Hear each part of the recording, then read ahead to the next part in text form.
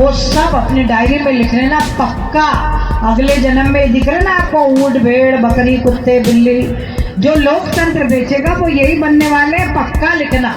मध्य प्रदेश में बीजेपी विधायक उषा ठाकुर ने एक ऐसा बयान दिया है जिसे सुनकर लोगों के होश उड़ गए हैं। कई लोग इस बयान को विवादित करार दे रहे हैं तो कुछ लोग इस बयान का मजाक बना रहे हैं, जो अब सोशल मीडिया पर जमकर वायरल हो गया है। बता दें कि मध्य प्रदेश की पूर्व मंत्री और महू से बीजेपी की विधायक उषा ठाकुर ने हासलपुर में आयोजित एक कार्यक्रम में लोगों से कहा कि वोट बेचना एक पाप है।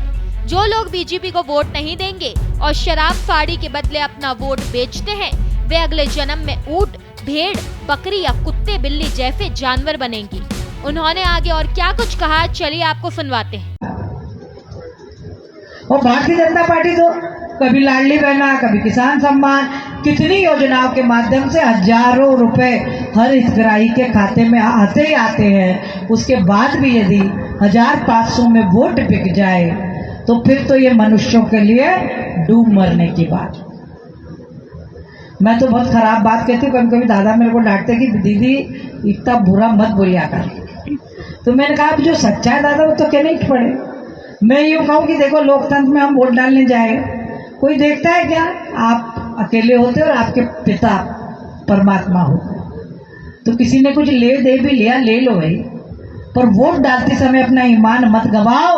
वोट तो भारतीय जनता पार्टी को ही देना, जो राष्ट्र धर्म संस्कृति की सेवा करती। और फिर मैं कहती हूँ जिसने नहीं दी, जिसने बेईमानी करी, ये जो गिलासधारियों के पैसे लेके, साड़ी लेके, गिलास लेके, दारू लेके जो तटस्थ हुए, वो सब अपनी डायरी में लिख लेना पक्का। अगले जन्म में दिख रहा ना आपको ऊंट भेड़ बकरी कुत्ते बिल्ली, जो लोकतंत्र बेचेगा वो यही बनने वाले हैं, पक्का लिखना। भगवान से मेरी सीधी बातचीत है, विश्वास करना मेरा, ठीक है? तो लोकतंत्र की रक्षा। फिर सामाजिक समरसता, हम सब हिंदू सातों जाति सगे भाई बहन है, कोई दलित नहीं है, कोई पिछड़ा अगड़ा नहीं है, कोई छोटा बड़ा नहीं है।